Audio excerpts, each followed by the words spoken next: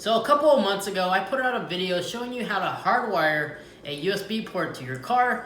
Perfect for those dash cam situations, instead of having a cable running through the middle of your dash. Well, that was a cool video and all. It was an easy DIY to follow and easy to create since you're using everyday materials you might have laying around. Well, I recently found this. It's basically an OBD2 connector that has a USB port on the side. And this is a much more easier way, and it's only $7 to hardwire your car. So it's literally a plug and play kind of thing. Let's go ahead and install it and see how it works. So as you guys may recall, right here was the fuse box where we had our dash cam connected last time.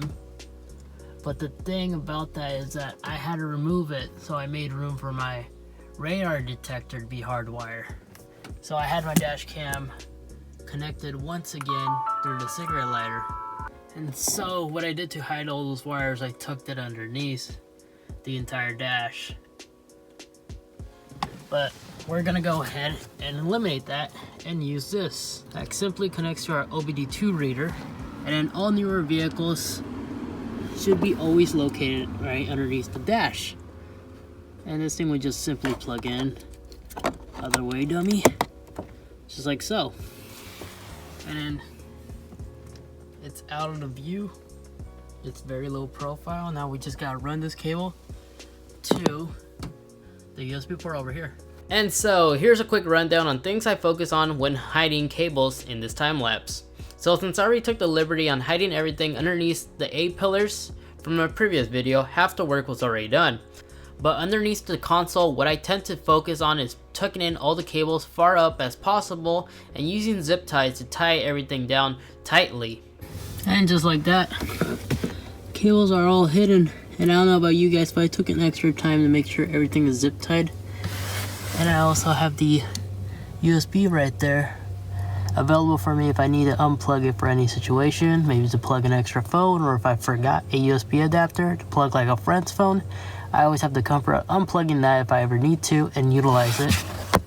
And just simply click back everything, just like so. This is different for every car, of course, but there's always a center console that allows one cable to run from one end to the other. But look at that. Now we don't have any cables dangling anywhere. And there we have it. Now we have the radar detector hardwired to the vehicle. And now we have room for this thing to be hardwired to the car as well. But the only thing I noticed, this does not turn off with the ignition. Because right now the car is literally turned off and the dash cam is still running. But if we turn it on, yeah, it just runs. But this is a safe method for someone who's not really tech savvy on like hardwiring cables. You don't need to fussle with any fuses. You don't need to tap into anything. It's literally just a plug and play kit. For $7, this could be worth a value to the right person.